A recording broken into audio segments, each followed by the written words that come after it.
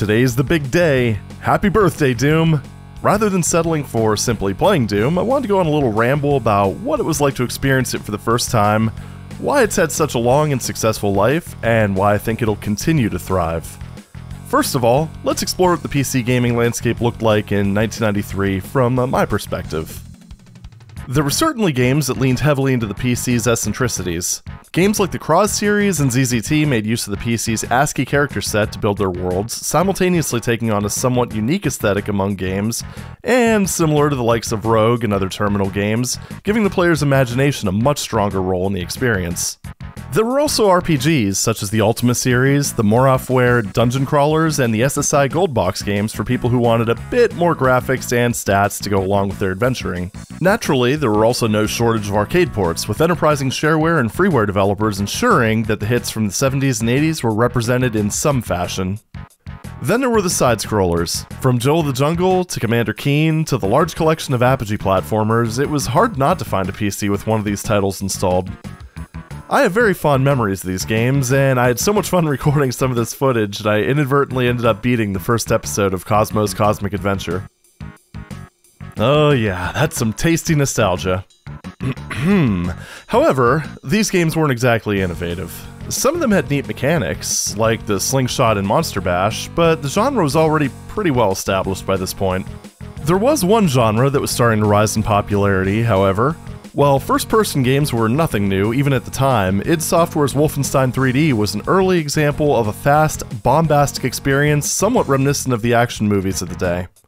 To be honest, I wasn't a huge fan of Wolfenstein when it was large and in charge. I didn't really understand the way the damage model worked at the time, and there was just something about the way BJ's death face looked that freaked out my 8-year-old self. Plus, the game's corridors and rooms were very samey, and I found it far too easy to wander around in circles with nothing to do. I doubt I would have played Spear of Destiny for this channel if it weren't for source ports with automap functionality. Despite that, I remember spending hours watching my dad blast Nazis. At one point he went through episode 1, meticulously drawing out the maps on graph paper, complete with all the pushable walls. I don't remember how many he finished, but it was solid work. I actually wonder if he still has those lying around somewhere. It'd be kinda neat to see. Alright, now that you have a good idea of what was available at the time, let's move on to December 1993.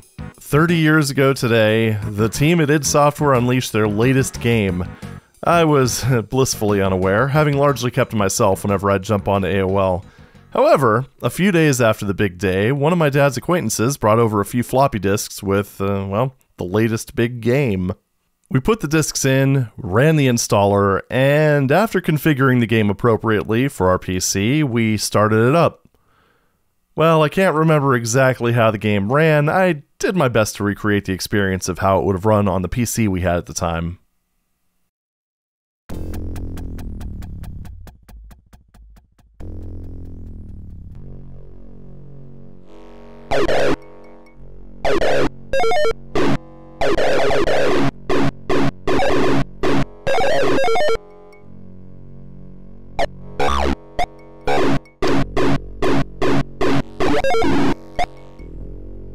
Non-orthogonal walls, floor and ceiling textures and height variations, lighting, tons of demons, a tense and suspenseful environment where no two rooms look the same. While the blend of ad-lib music and PC speaker sound effects stands out like a sore thumb nowadays, that was par for the course back then for our setup. And we had no idea just how much better it would get until we eventually upgraded to a Sound Blaster Pro 2.0. I mean, it was like nothing we'd ever seen before or even imagined. It took a year and a half for id to push the genre from this to this. Yet that's just the tip of the iceberg. Doom had the gameplay to back up those shiny visuals. The weapons, barring the pistol, are punchy and effective, and thanks to the need to constantly be on the move, the combat in general feels intense and visceral in a way that many games, both classic and modern, can't match. And the best part of all this is that things would only get better from here, and I'm not referring to Quake when I say that. Let's step back for a second. Remember this little text-based gem that I showed off earlier? It has a little feature that I didn't show you. Not only is ZZT a game, but it also has a fully featured editor that allows you to create your own games.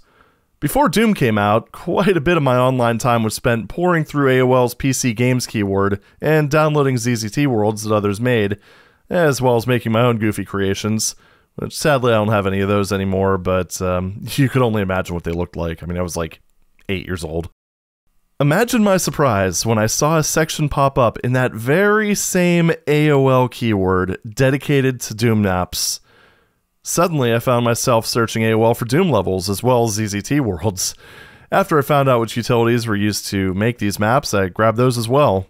I think we all know what this led to. Saying that this was a big deal would be the understatement of the century. Most games, including id's previous efforts, would require modders to directly edit the game's data files, but, like ZZT, Doom is capable of loading modified levels and graphics directly. People immediately got to work figuring out the engine's quirks and began producing increasingly innovative maps. Of course, that's only part of the modding puzzle. While Doom didn't strictly require binary hacks to allow for custom content, in June 1994, a programmer named Greg Lewis would release a tool called Dehacked, which would allow users to modify enemy stats and behavior. An extended version of the Dehacked patch format is still used to this day.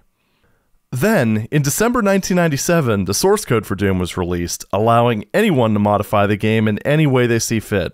This allowed developers to port the engine to modern operating systems and extend it in any way they see fit. But why would anyone care? Even by 1997 standards, the engine was practically an antique. Quake 2 had just been released, and Half-Life was right around the corner. Allow me to answer that question with another question. Why are people still creating ZZT games? What could possibly draw people to a text-based game creation system from 1991 that was arguably outdated from the moment it was released, when they could be designing games in Godot, Unity, Unreal Engine, GameMaker, ClickTeam Fusion, or another rich, feature-filled engine? There's a certain beauty in simplicity. ZZT has simple graphics, an easy-to-learn scripting language, and you can get near instantaneous feedback when testing your worlds. I mean, it has limitations, but the system isn't so constrained as to wring out any ounce of creativity that someone might have. Doom is very similar. Maps are constructed by simply plotting lines on a 2D plane, forming sectors, then assigning those lines and sectors properties to indicate how they look, a task that's made very easy with modern editors. Mappers aren't stuck with square, 3-meter wide tiles on a static grid, but at the same time, they don't have to concern themselves as much with a third dimension, so they can get their ideas in the editor quickly and efficiently. It strikes that perfect balance between Wolfenstein and Quake. This comes full circle. As long as people continue to create, people will continue to play. As long as people continue to play, people will continue to create, and Doom will live on. I don't know about you, but I'm excited for the next 30 years of Doom. Happy Dooming, everyone.